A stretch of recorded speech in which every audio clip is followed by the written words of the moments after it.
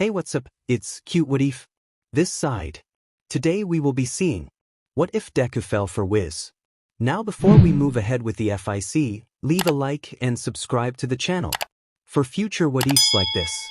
Izuku let out a long early morning yawn as he made his way out of the washroom, a toothbrush half sticking out of his mouth as he went about his morning routine, which pretty much meant brushing his teeth while he wandered around his home looking for all the stuff he'd need for the day. Wait, was today his day off? Did he have those anymore? Maybe it should be. What should he do? He could, clear the garden of weeds. That sounded like work. He'd rather go on patrol than do that. Really, why did he get such a big house? Well, it wasn't super big, but it was far larger than he needed. Originally, the idea was to have his mother stay with him while his father was out of the country. Then his dad got a promotion and now Inko travels with him and she constantly gushes about how it's like they're on a permanent honeymoon. That was why he got the house at least. So why did he stay in it? Laziness. Maybe he should get a roommate or something. Shoto's staying with his mother, and Fumi, Izuku brushed his teeth while scratching at his bare stomach. It didn't even itch, it was just something he did when he first woke up. Was that weird? Ida's already married. Kaken is that's a no. Hitoshi, moving in with him might be alright. It'd kind of being like getting a cat. But cat that lifts and might mind control me for fun. Maybe a girl. Now there was a thought. Truthfully, he hadn't dated anyone in a long time. His last relationship was over 2 years ago. And that was a week where May had wanted to try and be human. The SEC was great, and they were still friends, just not romantic. His longer relationship had been in UA with Ochako, that had lasted 1.5 years before they just decided to go their separate ways. Dating a hero might not be the best idea. Well, maybe. His pool of dating experience wasn't that great to begin with. Mina and Ejiro made it work. Dating was too much work. First he'd have to find someone that was into him for him, and that he was into for them, and not because they were both geeking out about each other. Though that might not be too bad. Maybe Tinder. That was for like hookups, right? Part of his current single nature was just because he hadn't found anyone worth going after in a while. Well, there was that time 1 year ago when he tried to ask Itsuka out and then she said she was dating someone else and that she was gay. And then 2 months later he asked Nijire out who said that she was dating Itsuka and that just kind of blew his mind. Especially when Nijire joked about Iticharsum. Izuku walked into his living room and turned on the TV that currently had a curvy, appealing, brown-haired woman currently trying to squeeze out of it. Maybe he should have gotten a bigger TV. Wait. Why was there a woman trying to squeeze through his TV? She had long brown hair that fell past her shoulders and then some appealing light brown eyes that sparkled with kindness, and more than a little desperation as she appeared to be very stuck in his TV. Her hands were pushing against its sides as she wiggled about.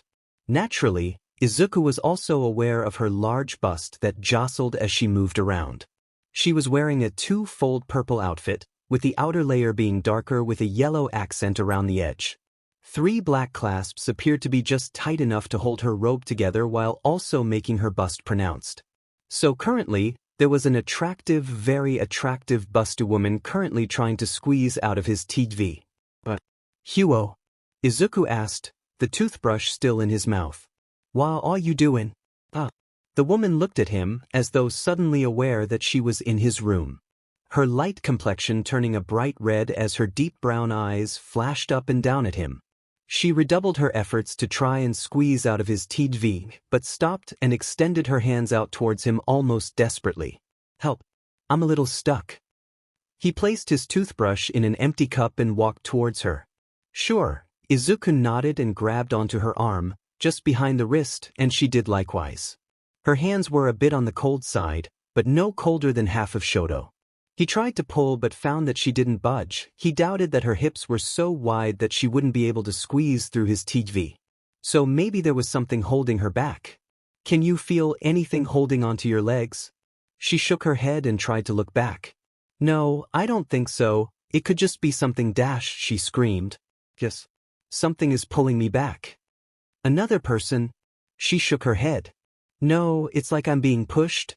She looked at him with wide, teary eyes. Please. Help me. I don't want to go back. Well, he normally had a weakness for people that needed his help, but having a appealing woman asking him so desperately was probably about the most motivated he could possibly get. Alright, I'm going to pull. Hold on tight. She nodded and tightened her grip on him. She was stronger than she looked. He pulled, using as much of his natural strength as he could. That didn't work, so he used his legs, bracing against the furniture for a moment. Hold on a second. I need to move the TV. Oh, is that what I'm in? Did I end up on him? He got the TV on the ground, bracing his feet against the screen and then pulled. There was a pop. His weight was off balance and he stumbled backwards, falling onto his back. The woman flailed, flying up and out of the TV, revealing the rest of her body and a bag she had brought with her. Izuku rolled to the side, catching her before she crashed into his coffee table and onto the ground. Despite her weighing a lot more than he thought she would, he couldn't help but think about how soft it was to hold on to her. Especially feeling her CST against his. She was softer than May. And hopefully less crazy. She did appear out of a TV. So, probably not. The woman gasped, pushing herself up off him just the slightest bit. Though, she didn't get completely off him. She was half sitting on his legs, looking rather concerned. Should he be worried about that? I'm sorry, did I hurt you? I'm not the best at healing magic, but I might be able to work up an ointment or something. Izuku placed both hands on her shoulders. Well, she was crazy, but she wasn't evil. He could work with that. Okay, so let's start with this. My name is Izuku Midoriya. I'm a pro hero. And why did I have to pull you out of my TV? He looked back at his now broken TV. It looked like he literally pulled her out of it. Of course. My name is Whiz. I'm a lich, and I used to own a magic item shop in the kingdom of Belzerk, but recently I took part in a quest to destroy the Demon King and was granted a single wish by the goddesses. The way she tilted her head to the side and poked at her chin was almost enough to make Izuku not think what she was saying was completely insane. Then again, he did just pull her out of a TV, and I suppose that wish brought me here. To your home. Do you live here alone? Yes, it's just me here. Izuku answered without thinking, looking at Whiz curiously. Why was she still on top of him like this? And why was he okay with it? Was he that desperate that he'd let the first appealing woman, no matter how crazy she likely was, he came across just touch him so casually? Well, he was the one with his hand on her hip. Her wide, womanly hip. Was just completely breathtaking. But what was your wish? Oh, she clapped her hands and gave him the most appealing smile he had ever seen. I wish to be a domestic housewife for someone wonderful, kind, wonderful, heroic, and she placed a hand on his fit. He blinked. She blinked and recoiled her hand. Sorry. I didn't mean to assume. Whiz stood, her hands going to cover her face. I'm sorry. Oh, I'm sorry. Whiz. Izuku stood and held his hand out towards her. I'm not sure I believe anything about what you said, but I don't think you're lying. So, can you explain things to me? And I mean, magic. Another world. It's all too much. I had a strong time believing it when Kazuma told me. But I'd like for you to believe me. If only because I'm new to this world and wouldn't know where to even start. Whiz placed her hands down and grabbed at the front of her robes. All right, let me get dressed and we can talk. Did her appealing bride literally just crawl out of his TV? This felt exceptionally weird even by his standards. In the end, Izuku decided to believe Whiz when she demonstrated some of her magic. It wasn't a date. It wasn't a date. It was not a date. Not in the slightest. Izuku hummed, sucking on his bottom lip as he actually enjoyed his first day off in a while. Somehow everyone in his life had seemed to let out a sigh of relief that he wasn't going to go on patrol again. Maybe he should reevaluate that whole, not a workaholic label he'd been trying to give himself. That was just what he did when he had nothing else to do. Which, as it turned out, was a lot of the time. Still, the inside of a women's clothing store wasn't exactly where he thought he'd end up this morning. Or, any time this week or month or, it just wasn't a place that he thought that he would end up. Especially not a place he would end up feeling happy in. At least all of the underwear shopping was over with. And he didn't even have to be there for that. The store attendant had been more than happy to help Whiz out. He also just so happened to accidentally see one of Whiz's new bras in her bag when he went in to purchase the items for her. The fact that he could all but picture her wearing that black lace BR and a matching pair of panties was probably going to drive him up a wall. Really, somehow, that lone thought was more RDC in his mind than the very real memory of seeing Itsuka and Nijire make out in their swimsuits, or like when Mei was actually probably best not to have that thought in public. Besides, he should be focusing on Whiz, who was currently trying on some clothes, which meant she was likely more or less naked in the changing room behind him. She was probably wearing a new BR. He slapped himself, drawing a few looks from the other shoppers as he tried to remind himself that he was not a pervert. Or at least not that perverted. It didn't help that Whiz was, Izuku. He was knocked out of his internal monologue by Whiz's soft voice. And then the rest of him might as well have been knocked out by her beauty. Every time he looked at her, he was instantly reminded that he had never seen a woman quite as appealing as her. Be it the kindness in her face, the softness of her hair, or just the spark in her eyes, he was drawn to her in every way possible. And right now, even more so. The lavender top Whiz had on was thicker than a t-shirt, but not quite as thick as a sweater, with a large open neckline that showed off her collarbones but didn't extend low enough to show any of Whiz's teeth. The beige skirt she was wearing was tight and started at her waist and ended at her mid-thigh. The black tights she had on underneath showed off Whiz's lovely legs, and the purple slip-on shoes Whiz had on just somehow completed that outfit. But it was all made better by Whiz's smile. She held her arms up and laughed, twirling around and showing off her outfit for him. The way her hair fell over her right eye was breathtaking. What do you think? Izuku blinked and found himself standing up. What on earth was he supposed to say to the most appealing woman he'd ever seen, asking him what he thought of her new outfit? You look dash. Was there a way to say this without sounding like he was flirting with her? Why wasn't he flirting with her? Why hold back? Because she was an incredibly powerful lich, which apparently meant she was undead, but she was warm, so the PP jury was out on that came from another world. Maybe.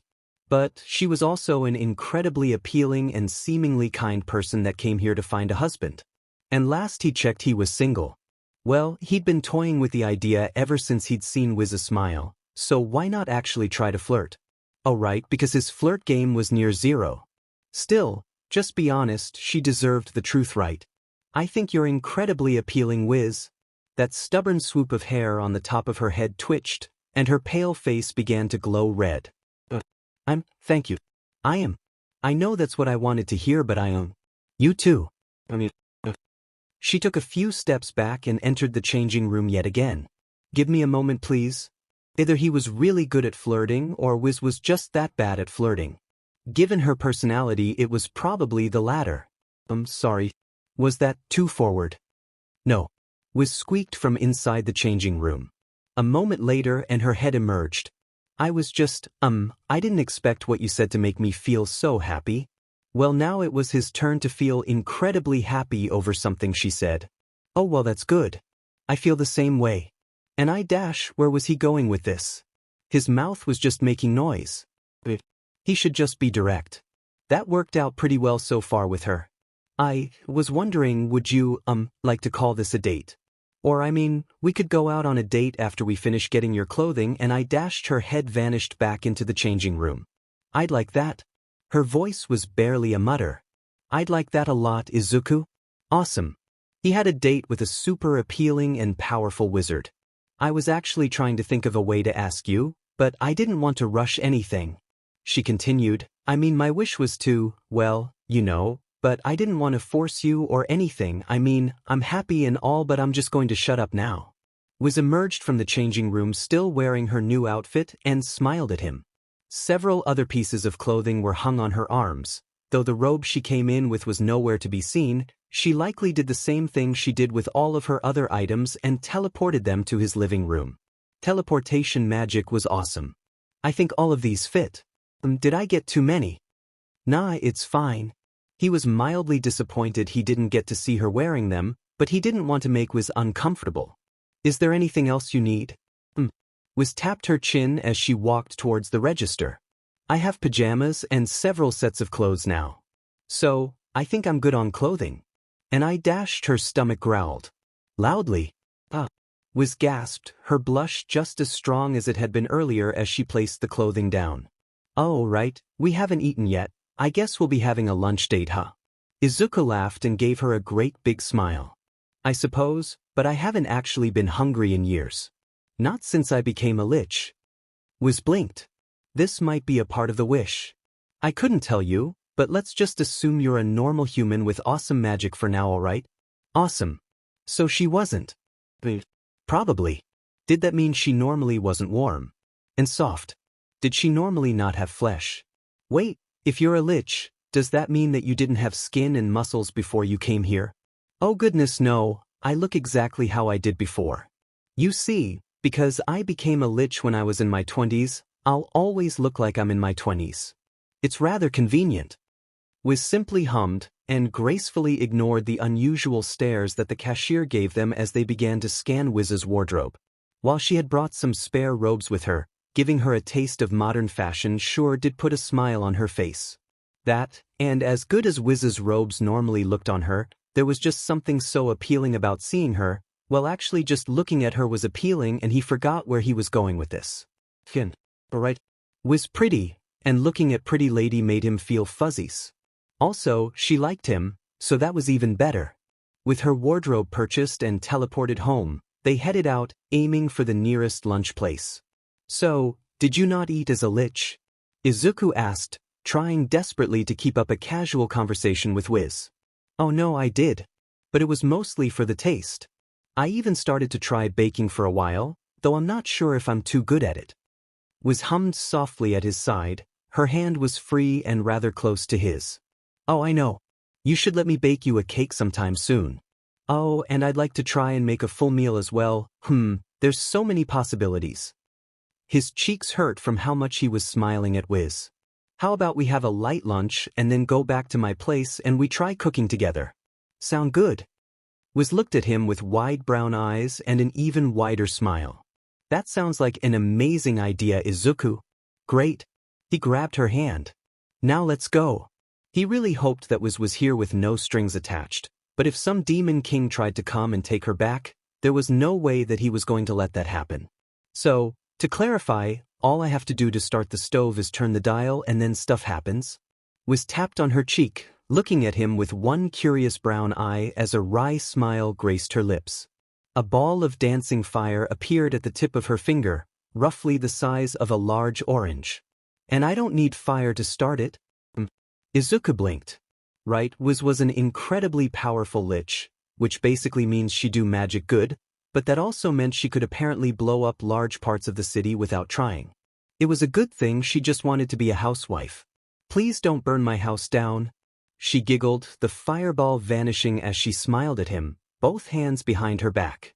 I know, I was just joking. Still though, this is a lot more impressive than anything Kazuma mentioned. I've been continuously impressed by everything I've seen in this world. Really? You seem to be taking everything pretty well actually. I mean, you said that your world didn't have things like electricity. Izuku looked at his fairly modern kitchen and even peered out into the living room where the TV was playing the news. Whiz didn't even blink at him using his phone earlier. Are you going to freak out if the toilet flushes? Probably not. While a great deal of things in this world are marvelous, there's simply a different kind of marvelous than my own world. So all this technology is just like magic to me. At least in the larger cities. And several regions had drastically different magics, so seeing this world is a bit like visiting a new place there, Whiz hummed, tying the apron around her waist, before grabbing her long brown hair and pulling it into a long fluffy ponytail. A bit of her hair fell in front of her right eye and she smiled while trying to blow it away. Well then, shall we get started? With making a baby. They literally just met today and they were basically having their first date by cooking dinner at his place after going shopping. This was easily the fastest start to a relationship he'd had, but even he wasn't going to do something that crazy with a woman he just met. Even if looking at her just made him feel several kinds of tingly. It wasn't simply Whiz's undeniable beauty, her overwhelming cuteness, her quick wit, her staggering intelligence, or any of the other amazing attributes she had. Rather, it was just her simply her that he was so drawn to. Really, he hadn't felt so alive in a long time. Do you know how to make yakisoba? He asked, tying his own green apron around his waist. He went to roll up his sleeves, but as he was halfway up rolling his second sleeve, he caught was looking at him. Her eyes were fixated on his arms, and the smile on her face was suppressed by the mother of all lip bites. A girl he was very attracted to was currently displaying signs of being very attracted to him. This was a good time to flirt. See something you like? He asked, his voice only cracking slightly, as he finished rolling up that sleeve and wiggling his body a bit. He didn't know why he did that last part. Whiz turned pink and her smile grew large enough to free herself from that lip bite. She gave a cute nod and said one single very important word. Yes. A chuckle escaped him. Flirting was awesome. Me too. Oh. Whiz blinked and sucked her lip again, her body wiggling slightly as she turned to look at the countertop. I'm glad. So, I guess we should start with, cutting the vegetables, right? Yeah, that's a good place to start. I'll get started on the meat. It was technically the easier job, but he wasn't too sure how serious she was about using a magical fireball to start a stove. Even if it was a joke. So who was Kazuma? You seem to mention him a lot. Oh, him, he's... Whiz waved her hand, conjuring a rather sharp-looking blade of ice, smiling oh so very sweetly. She chopped the onion with ease. Perverted? Manipulative? Sexist? Lazy? Self-centered? Friend and business partner that came from your world. Though maybe not, he didn't mention anything about quirks before, and that seems like something important. Whiz blinked and looked at him. Am I on a different Earth than his Earth? Maybe. He shrugged. I've only ever been to this one. I see. Speaking of which, why aren't you freaking out about me being from another world? I ran into a crazy time-traveling woman that keeps talking about how many alternate realities she visits. Really? Yep. If she's ever around again, I'll introduce you to her. She's actually a little girl I saved 10 years ago. Though for her it's like apparently been thousands of years. Huh, no wonder your only reaction to me conjuring a fireball was to go neat. Well, it was. Thanks. Hopefully I won't ever need to use my magic here for anything more than that. Still, a world filled with heroes sounds much nicer than one filled with monsters and demons. Whiz sighed, her shoulders relaxing as she looked out the window. I'm looking forward to a nice peaceful life. How much was a wedding ring again? I'll do my best to help you with that. Whiz turned and smiled at him, which made his heart P&D in his and increased the boldness within him. He was going to try something spectacular soon, wasn't he? I don't know if it was luck, the wish, or fate, but I'm really happy I ended up meeting you first, Izuku. He nodded. Me too, Whiz. I was actually pretty down in the dumps until you showed up. They shared a smile, the two of them, as they continued the process of making dinner. It was a slow, mundane experience that was made magical just by the energy between them. His heart was pounding as he kept sneaking glances at Whiz, and it was made even more violent when they caught each other looking and paused what they were doing and smiled. With the meat cooked and the noodles prepped, Izuku decided it was time to make a move. It was something he had seen in a movie. A small calm scene that he never thought much of until a few minutes ago while he was reminded of it just by talking to Whiz. And he instantly wanted to reenact it with her. Moving carefully, he took a quick step behind her. Whiz's eyes caught him and she smiled sweetly, giving him a small nod. He moved his arms over hers, he pressed into her back as she leaned back, moving her head to one side as he leaned forward, just enough so that his chin could touch her cheek. This is nice. Whiz hummed as they began to chop the vegetables together, was holding the knife, while he held her wrists, half guiding her and half just being close to her. Her head turned towards him, and he felt her soft lips press against his cheek. Their dinner had been the best he'd had in ages. 1,000 times better than anything he had ever made on his own and much better than most takeout. They ate side by side, basking in each other's company as the time passed, growing ever closer. By the time the sun began to set, Izuku found was holding onto his arm, her head resting peacefully on his shoulder as they watched some TV show that he had been meaning to start. Whiz had been instantly enthralled by it all. The blanket they shared covered both of their legs, and he honestly didn't remember actually getting a blanket this big. The room wasn't even that cold, it was just another excuse to be close to her. And Whiz seemed happy. Between pauses she told him of her time as a hero in her universe, her friends and their child, and her love for them. It almost wasn't fair that Whiz had given up so much so her friends could live, but it only made him respect her heart all the more. Every time she got up, she seemed to sit closer and closer to him, that or he pulled her closer each and every time. By the end of the night, long after the sun set and way past his bedtime, Izuku found himself with his arm around Whiz, hand resting on her hip as she snored softly. How long had she been asleep? How many episodes had they watched? Far too many it seemed. With a stiff yawn that was contained to just simply tensing his muscles, he managed to rouse himself just enough to pick Whiz up. Her warm, soft body sank into him as he picked her up off the couch, the blanket covering her as he made his way towards his bedroom. He could sleep on the couch tonight. It'd be fine. He didn't have a spare bed for Whiz, so she could take his. It was just that simple. He placed her down carefully, making sure to tuck her in, and then grabbed the blanket from the couch and tossed it over his shoulder. Whiz's eyes opened, glowing softly in the darkness with a pale blue light. Wait, she leaned back and looked at the bed. I don't want to be alone. Those words made his heart soar. He awoke with a great rush surging through his body as the insane dream he had about a appealing busty bouncy brown-haired wizard from another world marrying came to an abrupt end. And the reality of the insanely appealing Whiz kissing him softly greeted him. Of all the possible ways to wake up in the morning, this was a first and easily the best. Kissing Whiz in general was amazing. This was their first embrace, and even though it was a surprise, it didn't feel out of place. If anything, it felt like they had been doing this for a while with just how comfortable the embrace was. She was in his arms, his hands firmly planted on her waist as he found himself smiling.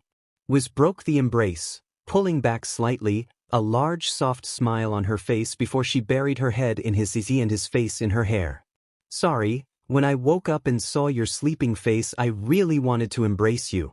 You don't have to apologize for kissing me, Whiz. He held her tight and kissed her on the top of her head. She squeaked in response and held on to him tighter. He could feel her large melons pressing up against his ear. She wasn't wearing a bra. The warmness of the space they shared on the bed was far too comfortable to resist, and he wanted nothing more than to stay there with Whiz all day. She pulled her head up and smiled at him. Good. So, can I do it again? His response was to roll over on top of her, kissing Whiz again. This time he was prepared for it.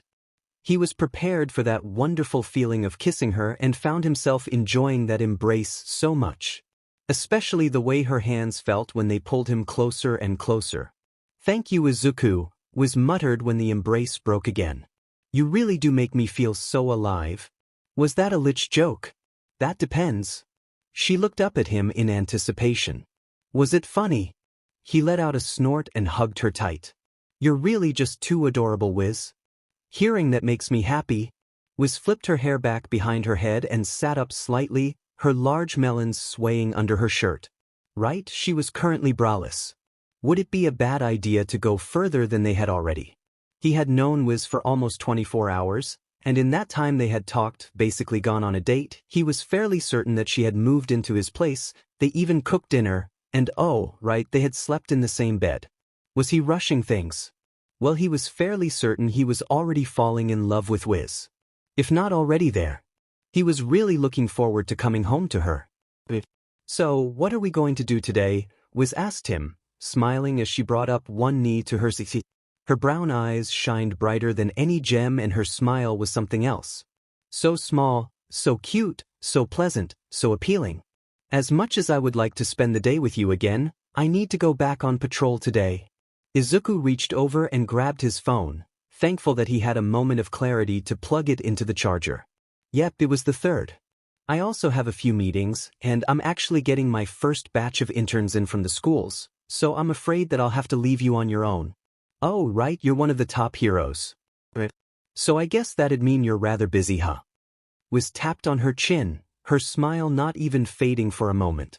A bit, yeah, but I can come home early if you want, or you could even come on dash. She paused. Actually, that'd probably be problematic. That's fine, Izuku. Whiz scooted closer and kissed him on the cheek.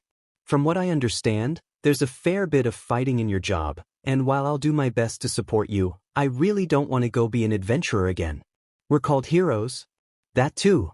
Whiz leaned on him and pressed him back down onto the bed, her hair falling like a curtain of caramel to partially block out the sun, making her just feel so much more radiant.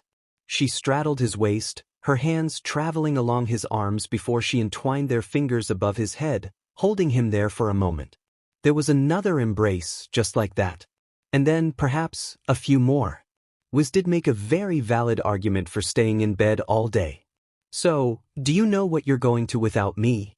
Izuku asked, now fully suited up and feeling, well, he hadn't remembered a time where he had felt so good about putting his hero suit on in the morning. It really felt like that first time he had gotten his license. Was this the power of waking up next to a cute girl that was really into him? Probably. He never really had that chance. His relationship with Ochako had been largely based around curfew, and they never really had the chance to fully share a bed like he had with Whiz last night. And May didn't exactly stay in the bed. Whiz came out of the washroom, fully clothed and wearing a great big smile on her face that made him forget about all those other girls that had been in his life. It wasn't like she was wearing anything extraordinary either. It was just a simple long-sleeve top that had an open collar that ended right at the swells of her melons. A pair of buttons were ever so slightly strained, and the long flowing lavender skirt she had on swished and swayed with her every step. Her long fluffy hair was pulled into a loose ponytail that was flopped over her shoulder.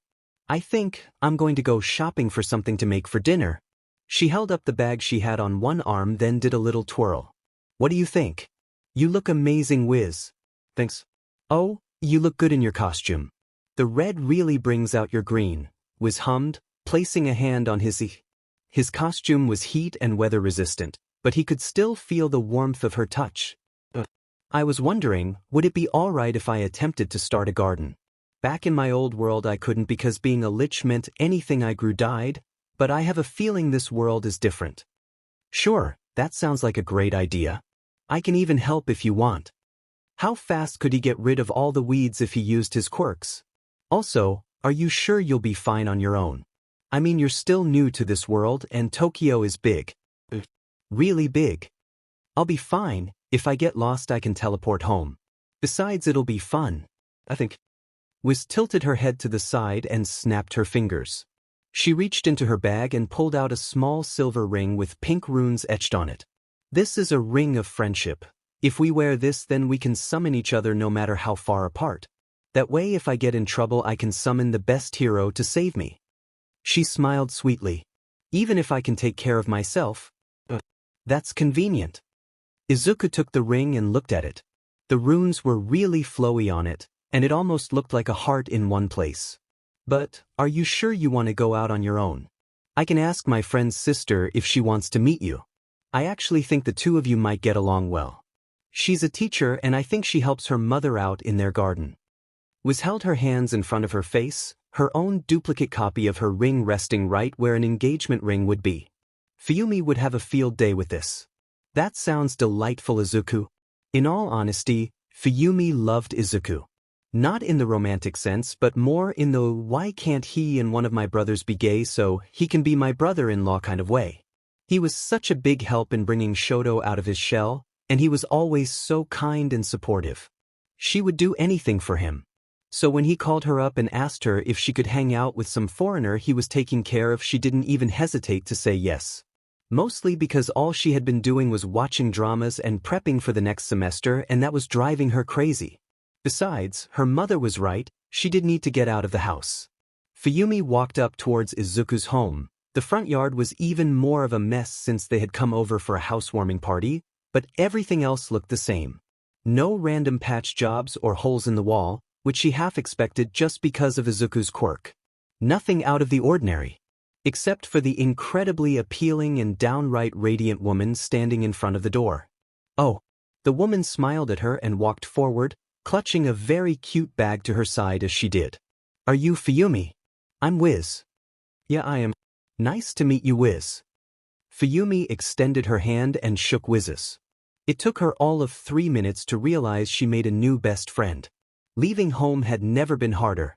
But coming back home had never been more exciting either. His house felt like a home for the first time since he bought it. There was life in there. He no longer found himself just miserable whenever he was there alone. And all of that was thanks to Whiz. It might just be because she was at their home that made him want to be there. Though they had only dated for a week, Izuku could easily say that he was just head over heels in love with Whiz. Whatever spell or wish had led her to crawling out of his teen veg that morning had been right to send her to him. They did have a small talk about this love being magically made the night after they started dating, but quickly determined that wasn't even remotely likely. Mostly because FY. It didn't make any sense. Why send Whiz to another world just to make someone fall in love with her? Why not just force someone else from her world to fall in love with her? Besides, the goddess that did the spell was apparently a good goddess and was admitted that she was a bit desperate but that she actually developed feelings for Izuku quickly and she couldn't stop thinking about cuddling with him. So, in short, he had an incredibly appealing, kind, funny, charming, smart, a bit odd, and ridiculously thick girlfriend at his home that he was always eager to get back to. And tonight, he was going to try and see if they could do more than cuddle. Maybe he should walk in on Whiz while she was getting ready for the bath and offer to wash her back, and was he really going to turn his first time with Whiz into a scene from hentai? In his defense, there was a lot of hentai.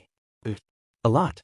And that no matter what he did, he'd probably be doing something that hentai did anyways. Diamen the pawn industry. Izuku smiled as he made his way up to his home, a skip in his step that was so obvious it almost felt like he was doing it on purpose. The yard, which was once bleak, boring, and a complete eyesore, was now thriving. The strong work Whiz put in had brought forth a garden that was ready to sprout at a moment's notice, or however long it took non-Ibra-based plant life to grow. He had worried that going straight to moving in with Whiz would make things awkward. He always felt like he was boring during dates and stuff, but he never felt like he was boring with Whiz around. Even if they just sat down and talked, cuddled, watched a movie, or played a few games before going to bed. She also gave him a very good reason to work out at home. With how she would just stand in the doorway, casually sipping a cup of tea with a hunger in her eyes. Okay, so that hadn't actually happened yet, he basically just dreamed it up. But, tonight, they were going to go into the next step of their relationship. Hopefully. Maybe. Probably. His texts from Fumi regarding his relationship with Whiz had been getting more aggressive. Apparently, if he didn't marry Whiz, then she would learn how to be a lesbian and steal her from him. Which was 1, hot, and 2, a joke. Probably. Maybe. Hopefully. Izuku. He heard Whiz call from just on the other side of his door. His front door. That he had just spent several minutes in front of thinking about his best friend's older sister seducing his girlfriend. Those were a good example of inside thoughts. How much longer are you going to stand there monologuing? Are you saying that because I was standing here for a while, or because you were reading my mind? If I did read your mind, would I like it? I hope so. Good.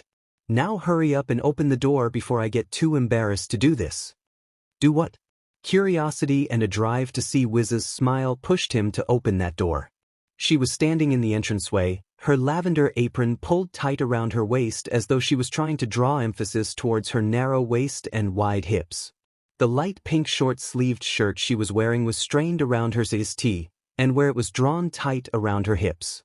According to Fumi, it was nearly impossible to find clothes that fit Whiz properly, but when they found some, it was a quick call to her mother to ask why wasn't she gay. Apparently Fumi had been having questions about her sexuality for a while now. Whiz's long brown hair was pulled into a ponytail at the back of her head and cascaded down her right shoulder. The usual patch of hair she had covering her right eye was there along with its partner in crime, that lock of hair that seemed determined to stick up and then swoop down and bounce on top of Whiz's head no matter what she was doing. And she had a wide, powerful smile on her face that made him instantly forget what he was thinking about. "Welcome home, dear." Whiz bounced, posing with her hands behind her back as she leaned forward. The low dip of her tight shirt was pulled down by her melons, giving him a good long look at her cleavage. "What would you like first, dinner? Or embrace?" Was that how that line was supposed to go? The heavy blush spreading across Whiz's face told him all he needed to know.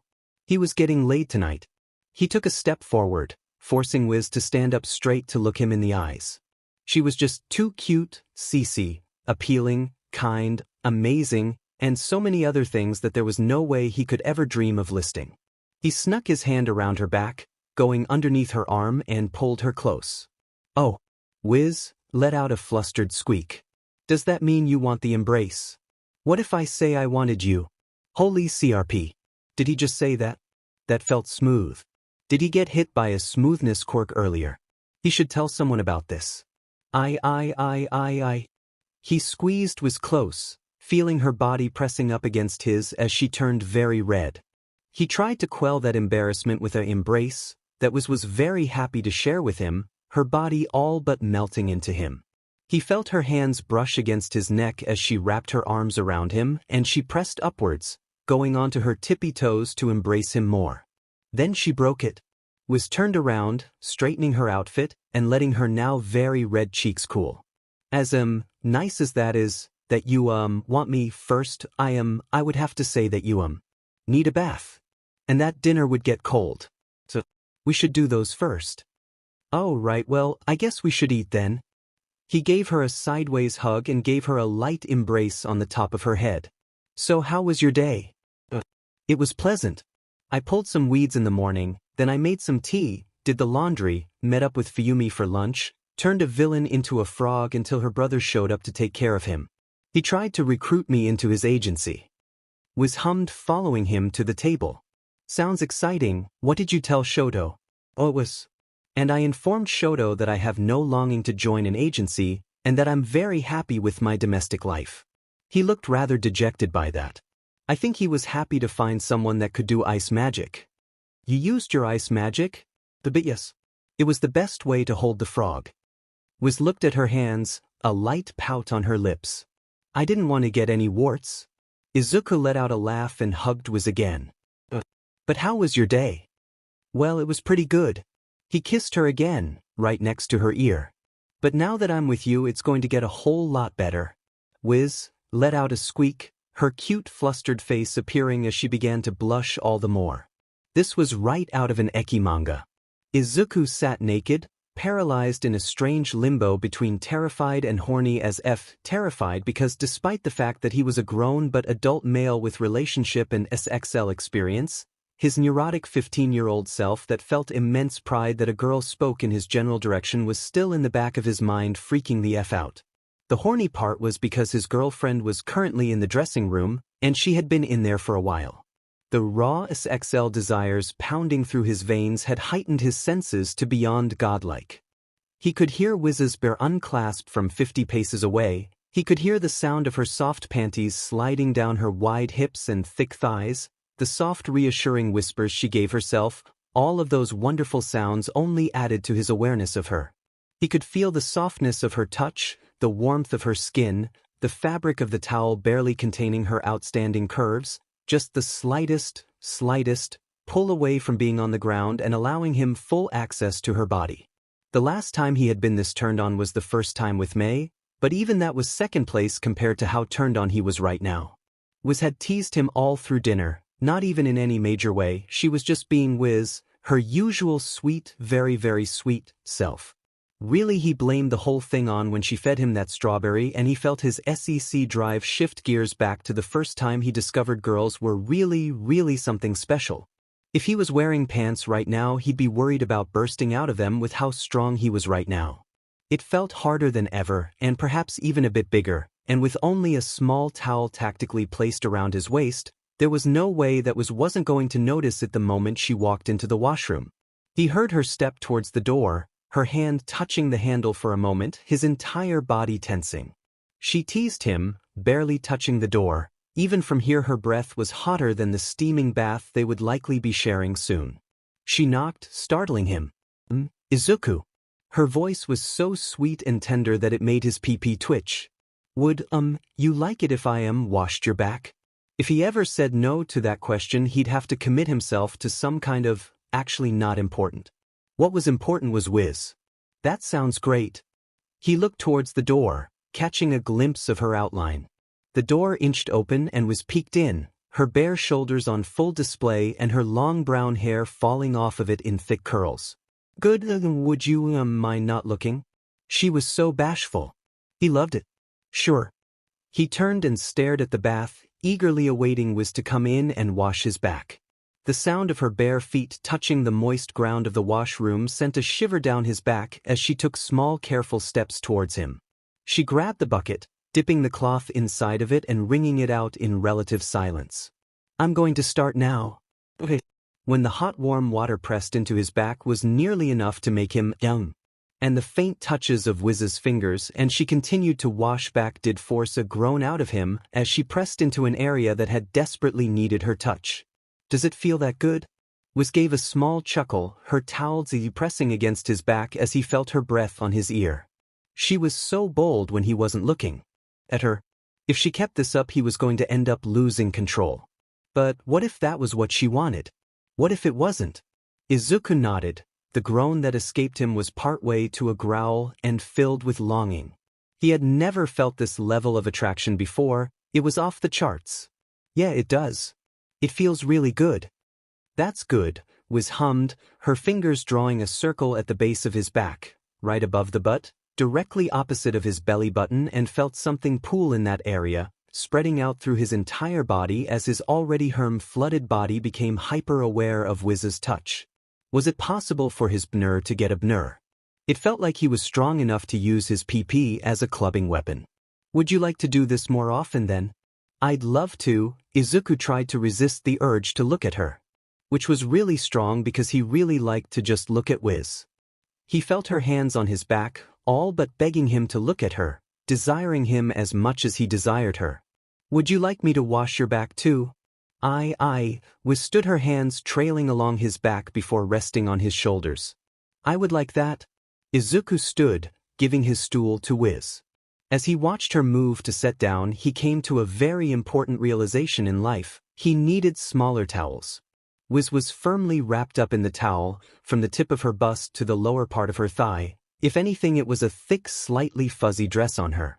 But beneath that, with the slightest tug where the two ends met just over her bust. Still even obscured, just looking at her was intoxicating. And he couldn't wait to start touching him. Whiz looked up at him and smiled sweetly for a few moments, as the light blush on her pale cheeks remained steady.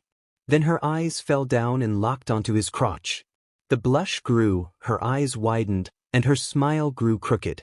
Well, at least now he knew that she was just as lustful as he was. Still, there was a proper order to things.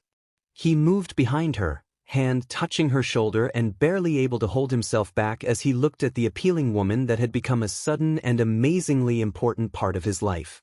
And they were inches away from having amazing section. Inches. He kneeled behind her, running his hand down her shoulder and along the side of the towel before pausing. Whiz. Yes. She squeaked. You're going to have to take the towel off. Oh. There was a pause as he watched her ears turn so red they nearly glowed. Could you take it off for me? Please. His own towel was forced off his waist by sheer arousal as he moved one hand around Whiz's side to grasp that careful tuck that held the towel in place. His thumb brushed against the top of her biogi. He pulled and the towel came undone like a perfectly wrapped present with the ribbon holding it all together. He saw Whiz's back in full for the first time then. Her bare back was RDC in its own way, smooth, pale, nearly unmarked save for a few small black spots and the red lines from where her BE are pressed into her skin. From behind, her narrow waist was made all the more apparent as he got an unobstructed view. The way her shoulders moved, the light dimples she had at her hips, and the wonderful view of her butt. All of it was great. But the real prize was that brief, oh so very brief glimpse of Whiz's melons from behind her. It was only a glimpse before she dropped her arms once more, but he could see the outward swell of her melons, soft, round, full, and oh so large. Honestly, he half expected them to be magically enhanced, but that didn't matter too much. They were a part of Whiz just as much as her magic was. Izuku swallowed and grabbed the still warm wash rag and plunged it into the warm soapy water to wash Whiz's back. He pressed the towel to her back and watched as Whiz arched her back, arms placed firmly on the stool between her legs. A cute mewling sound escaped her as the simple act of washing her back began to turn into something lewd. something much looter. He watched the water cascade down her back, following the path of least resistance before it reached her butt. With each scrub was made a new excited noise, her body shifting and squirming. Her back was finished. Time to move on. He approached her upper shoulders, soaping up around her neck, was allowing him to do as he pleased with her arm and hand as he washed those gingerly, making sure to touch every single part of her. He kissed her neck. Ah, she moaned, a shiver pulsing through her body. Izuku, what are you washing you? He said.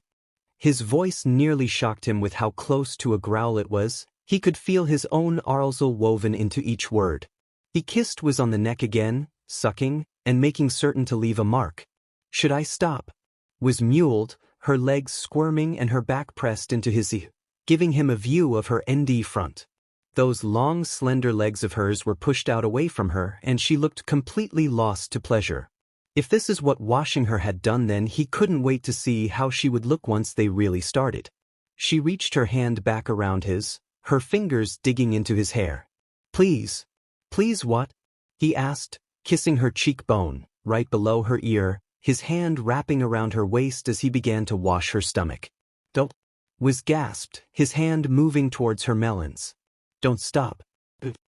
She turned towards him, kissing him with the force of her barely contained scream, hands desperately tangled in his hair as she kept kissing him. She was kissing him more and more. That embrace ravaged him, his body feeling hotter and hotter with each and every moment. And his PP was the pinnacle of heat. The embrace broke. Softly, a tender moment of the storm that was yet to come. Whiz's hand fell down his ear. The searing look in her eyes was made all the better by the downright stuck lip bite she was burning into his mind. She touched his abs, sending a shiver down his spine, then southward, and finally stopping at his strong, hot pages. It really did look and feel so much bigger than ever before. And Whiz's hand felt fantastic on it. Whiz glanced down at his manhood, her legs spreading as she did. You're rather large. Does it hurt? He laughed, kissing her a bit while grabbing a handful of her large melons. The pretty pink nipples she had were strong, begging to be bitten and oh so very secretary. He was touching Whiz's melons directly. This was amazing. It doesn't hurt, he whispered, breaking the embrace, barely a centimeter between them. But it would feel better if we pick me up and F me against the wall. Whiz all but shouted, her face growing redder by the second. She blinked. Sorry. I just kind of think that would be really hot and you have muscles, and you're strong and I just really okay? Whiz screamed when he picked her up effortlessly, one arm around her shoulders and another hooked under her legs.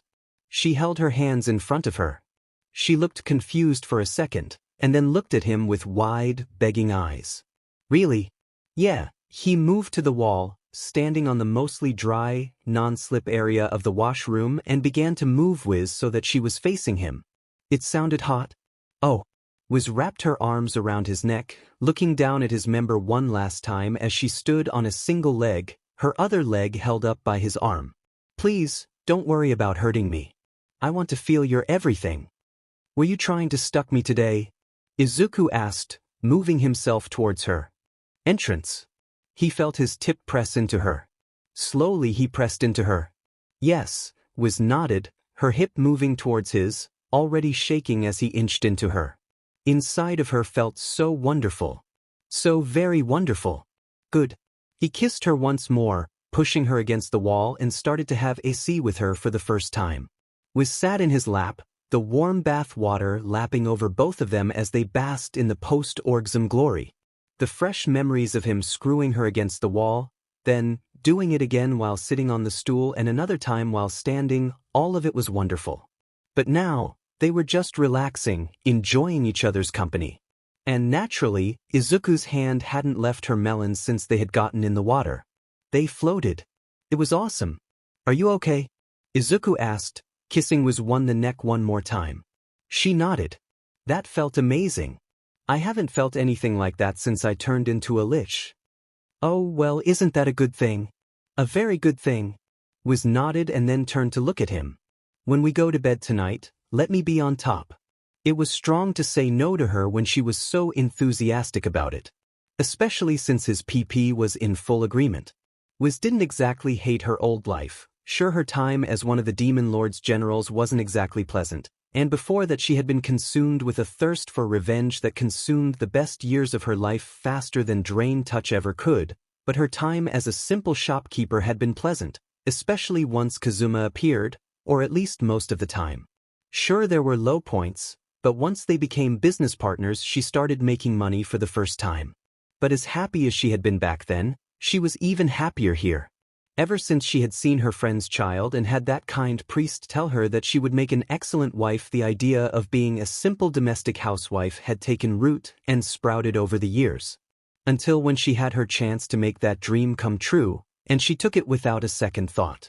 Really, she didn't even know that she would get a wish, and she had no idea that she'd be sent to another world to make that wish a reality. But that wish had led her right to Izuku.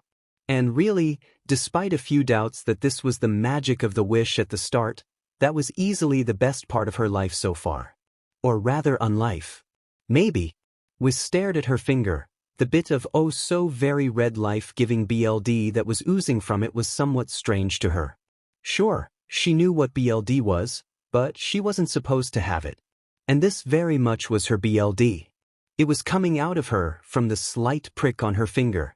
Normally, as a lich, she was pretty much invulnerable to any kind of slashing or piercing weapon attacking her that wasn't magical, and that had proved to be the case several times in this world as well. Sure, there were individuals in this world that could probably hurt her. Fuyumi's brother and father were on that list, and while at first she had thought Izuku was strong, she really didn't think he was that strong. Until she saw him go all out when a villain tried to ruin their date and he punched a cloudy day into a sunny day like it was nothing. That night she had been exceptionally proactive in bed, especially when she saw the Weather Channel commenting that Izuku's feat of strength would cause the week-long forecast to be delayed and that they'd have a new one in a few more days. It wasn't that she was attracted to strong men, it was just finding out that Izuku was, okay, yeah, when she was a human she had a level requirement for dating her that might have been a bit high. But that wasn't the only reason why she liked Izuku. He was sweet, kind, smart, really fun to talk to, was a great cuddler, and she really liked it when he picked her up and F her while standing up because she could feel his strong muscles supporting both of them and, great, now she was horny and bleeding. She should make sure she was wearing matching underwear. The lacy kind that made her bub go like baboom. Instead of just wow. Oh, right, she was being distracted by her lover's everything. Back to the mystery of her bleeding finger. Whiz looked around her carefully curated garden. It had only been 2 months since she had come to this world, but she was already rather proud of her garden. Some of her plants were already harvestable and she was going to try cooking with them soon, but in theory, nothing here should even be able to hurt her. The thorned planets weren't anything exceptional, and the only magical plants she had were just simple mana berries that were absolutely thriving here, so nothing should be able to hurt her. Whiz tapped her hand shovel against the ground and then blinked. Her shovel was made of ice. Heavily enchanted ice that she could form without even a thought, and while she was immune to cold, a blade of enchanted ice could harm her if the maker was as strong as she was. And considering how she was fairly certain that she was as strong as herself, she must have accidentally stabbed herself with the shovel. But that still doesn't explain the BLD. Whiz commented, twirling her hand and banishing the shovel. Her regular, mundane shovel was somewhere in the garden, but there was a good chance that she had lost it. Sitting on the ground in her garden, Whiz plopped her finger into her mouth just like she did when she was a child and cleaned up as much BLD as she could. When she pulled out her finger once more, she confirmed the small cut that was just barely deep enough to draw BLD. Part of her wanted to test it again. She looked at the rose bush that Fuyumi had suggested she grow. It had thorns. She walked over and pressed her thumb into a thorn as strong as she could. The end result was a broken thorn and not even a scratch. That confirmed she hurt herself with her own magic. But still nothing about the BLD. Oh. Whiz stood to her feet and pumping her arms, she could feel that stubborn part of her hair bounce. I know. I should still have my status card. She headed inside, making certain to take off her shoes and bound for her and Izuku's bedroom. After a moment of looking, she found one of the magical bags she had brought with her to this world. Sticking her hand in, she pulled out her old adventuring card. Back when she became an adventurer, leveling up the cards would change whenever the user's BLD was applied to the seal. Something she couldn't do while a lich, though the demon lord did have other ways of determining strength and distributing stats. But now that she had a bit of BLD, she'd be able to update her status and see her current stats easier. The card lit up, the letters and numbers changing a bit as she read the card. Level was higher than she thought, magic power was the same, race was an undead human lich, relationship status. Why was that there? Also good that she was mark taken. No new spells were learned, but her teleportation mastery had went up, so that was good, but everything else seemed to be the same. Wasn't she supposed to be an undead? What was an undead? An un was a double negative, right? So she was a living lich. Whiz stared at the card for a long time, trying to figure out what the hell that meant. She didn't look or feel any different from before she came to this world. Well, aside from the emotional and physical benefits of having a healthy sex life and an amazing boyfriend, but that was besides the point. As she continued to study the card, she finally saw something that made her very, very confused. Being a lich meant that some things just weren't possible for her. One of those things was giving BR. So how was she PRGin in T? At this point, the rational part of her brain overloaded and stopped working. She needed answers, and she needed them now. Sent into a full panic mode, Whiz darted back to her shoes and swiftly put them on before she opened the door. Wait, why was she running? She could just teleport. She didn't want to worry Izuku until she figured this out. May would be pointless, Serbi wouldn't be of any help either. Wait, she was an idiot. She should just go ask her best friend in this world for help. She targeted the anchor she had given to Fumi as a gift and concentrated, then teleported herself. Fumi? I might be PRGin in T. Whiz blurted out the moment she saw her white-haired friend. The white-haired friend that she had just teleported to during a weekday. A weekday that Fumi was currently working. At her job as a teacher. If she died from embarrassment as an undead, what would that make her? Holy SHT, Ms. Fumi, your girlfriend has a rockin' pair of tips. So all she had to do was wait for Izuku to come home. And then tell him that she was currently somewhere between probably to 100% certain that she was probably maybe kinda a whole lot PRGNNT with his child. The probably part was the fact that she was supposed to be extremely undead, so undead that someone saying bless you to nearby gave her a headache. And the 100% certain part of everything was that Fumi had taken her to a whirlwind of places and had her go through a dozen tests that all pointed to the answer that she was very much PRGNNT. Even her adventurer card confirmed it. This whole thing was a mixed bag for a lot of reasons. On the one hand, ever since she had become a lich, the fact that she couldn't have kids made her want kids, especially when she saw her old party's child for the first time, and it made her ovaries explode, even if she didn't have ovaries at the time. But she had also accepted that she would never have children, so it was really confusing for her. Sure, she was happy and all, but this was several times more unexpected than the usual unexpected pregnancies were. But her main sense of unease came from the fact that she needed to tell Izuku. And a baby meant a lot of work. It was a huge step for any relationship, plus because she was a lich, they really had no idea if any of the ABN treatments would work. Worse, what if they did and her child stayed as an undead FTS? Whiz, Fumi placed a hand on her shoulder, drawing Whiz's attention back to her best friend in this world. Izuku didn't count. He was her boyfriend/lover/future father of her child and hopefully her husband or something like that soon.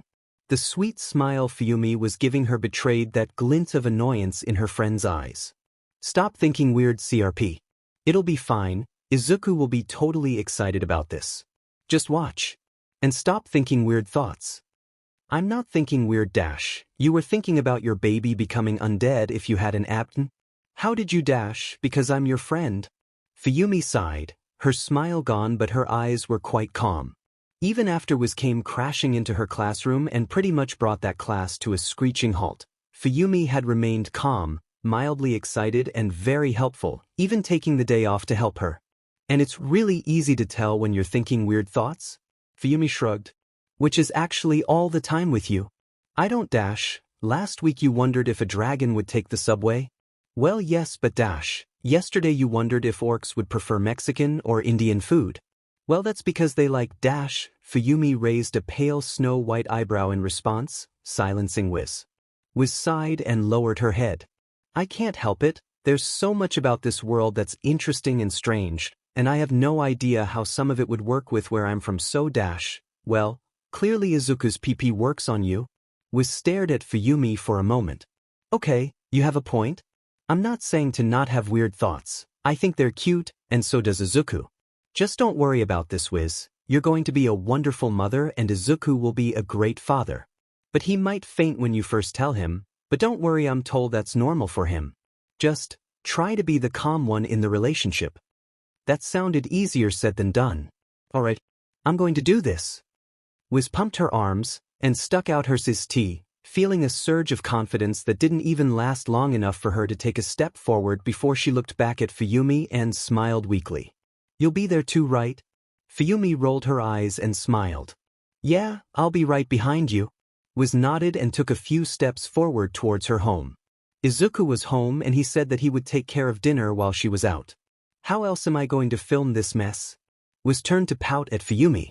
Oh, please, it'll be adorable. Now go, my camera has good resolution but I'm low on battery. Fumi sighed and headed into her home, fully intent on telling Izuku what she learned.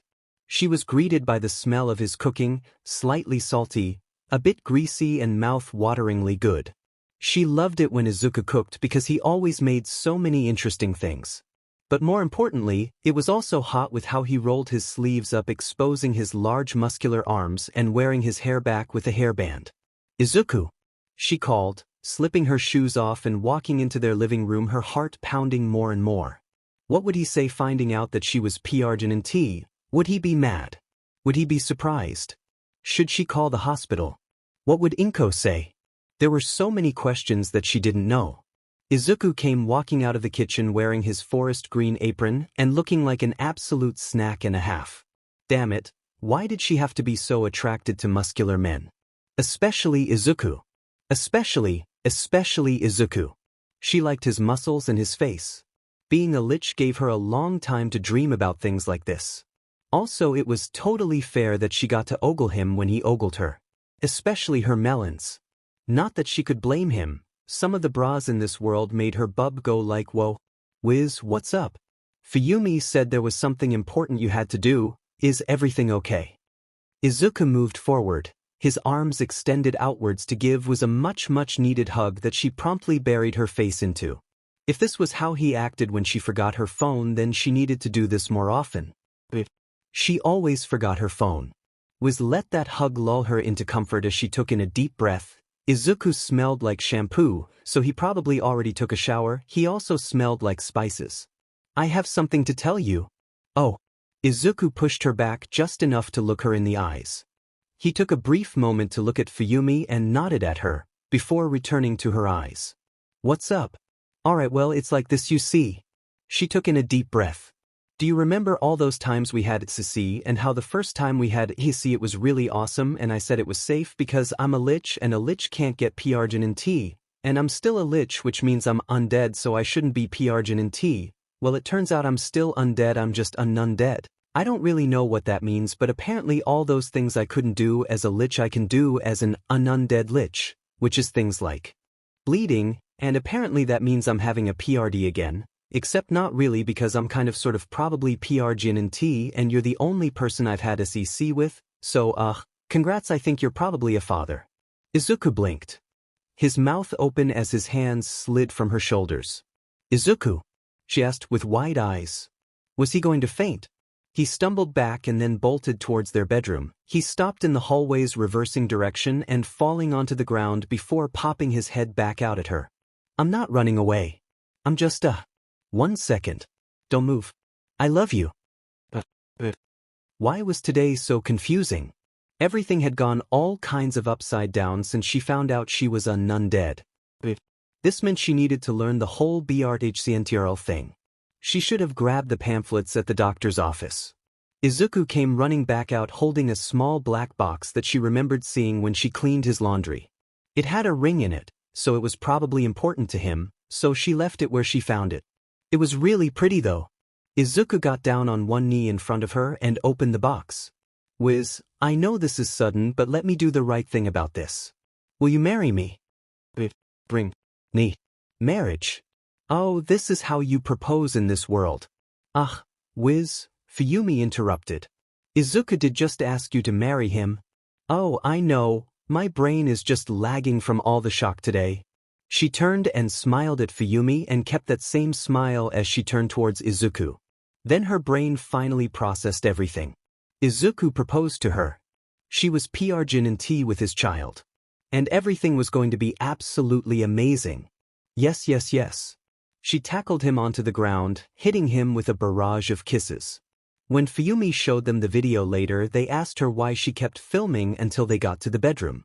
Her answer was that she only stopped filming because her battery died. Being an undead lich had several hidden consequences that revealed themselves slowly. The most obvious was her children with Izuku. Children that were half undead and could use her magic. All three of them became wonderful heroes in their own right. Their firstborn daughter even took the title of #1 hero once her father retired. Whiz had even enjoyed teaching those talents to her grandchildren as well. All 6 of those wonderful darling little grandchildren of hers had so much talent it made her happy. The oldest of which was already a full-fledged hero in his own right. Part of her had wanted to see any great-grandchildren she might end up with. But being an undead lich meant that she was no longer immortal. Sure, she couldn't be hurt physically by most things and she was pretty much immune to disease and even other sicknesses, but she could age. It happened slowly, very slowly, a random gray hair here, a bit of sagging there, and it saddened her to say goodbye to this world with so much left to do. Whiz smiled, holding onto her oldest daughter's hand as the rest of her family smiled at her, tears in her eyes. Don't cry, she whispered, forcing a smile on her face. You living on is what's important. Keep doing what's right. Do what me and your father would do. Mom, her daughter said softly. I don't want to lose you too, dear. Whiz used the last of her strength to bring her hand up to touch her daughter's cheek, her smile growing wide with each moment. We'll always be with you. Your father especially right. But now it's my turn. I'm tired. And I miss your father. Her daughter nodded and let out a few tears. Whiz Midoriya passed peacefully away that night, a full 10 years after her husband had passed away. But never once was she lonely, having surrounded herself with wonderful friends and family. Stupid. Annoying. Why won't you live? Whiz glared at the potted plant she had been attempting to care for ever since she had been brought back to her world. When she had died in her world with Izuku, she had woken up in her bed, in her home, with barely a day passing. She was specifically woken up by Aqua wanting tea. The familiarity of it all was jarring. And part of her wondered if it was nothing more than a dream. But then there was the plain, ordinary, unenchanted ring that was on her finger. The ring that Izuku had given to her. It was easily worth more than all the magic items in her shop combined. She had barely been back here a day and she was already sick of it. Sure, she was back to being a lich, but that meant that she wouldn't have any more kids, and that also meant that apparently any attempts she had at gardening would just be reduced to dried up and dead plants. This world sucked. She missed Izuku, she missed Fumi, she missed her daughters, and her son, and all of her wonderful grandchildren. She also missed being silly. But then again, she'd missed that for a long time by the time she died back in that other world.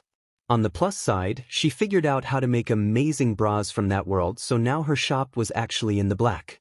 With a sigh, Whiz sunk down onto her knees and glared at the potted plant. It was a weed. She could kill a weed by caring for it.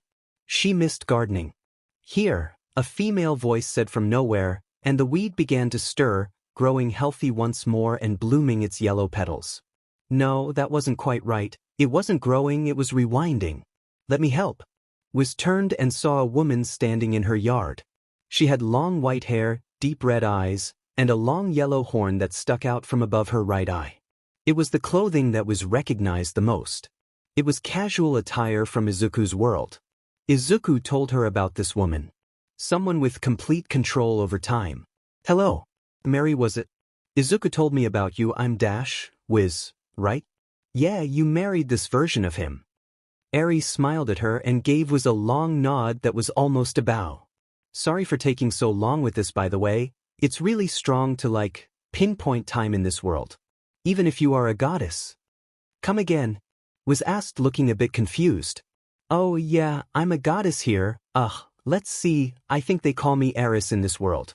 There's some other Eris that covers for me here, but I don't stuff my cist.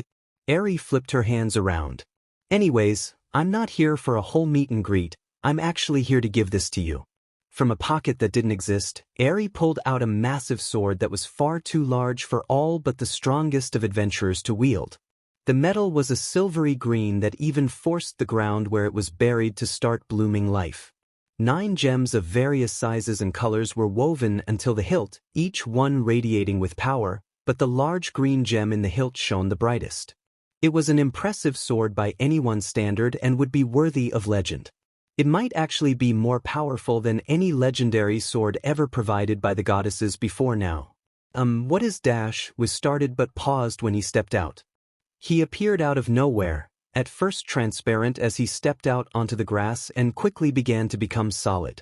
The simple pants and tunic he wore showed off that 20-year-old body that had given her undead form a hot flash last night.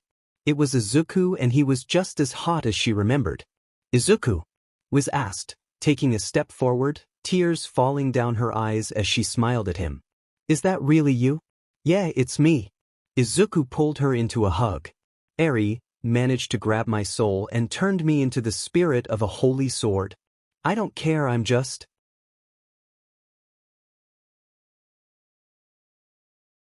so happy I get to be with you more. Izuku nodded. Don't worry, now we're both immortal, so we can be with each other forever.